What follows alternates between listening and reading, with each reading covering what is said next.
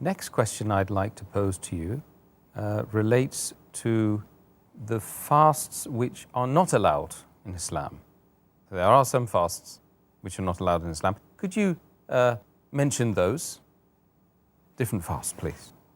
The days on which fasts are prohibited, number one, is fasting on the two Eids. That's Eidain, Eid al-Fitr and Eid al-Adha. Number two, fasting 3 days after Eid al-Adha. It's known as days of Tashriq, 3 days of Tashriq.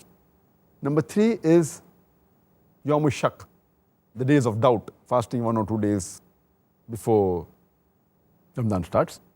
Number four is singling out Friday for fast.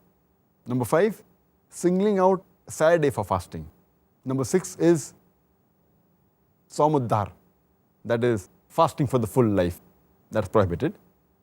Number seven is Wisal, that is fasting consecutively day and night. That's not allowed. Number eight is if a woman is married and if she has to keep a voluntary fast, she has to take the permission of the husband. Without taking the permission of the husband, she cannot keep any voluntary fast.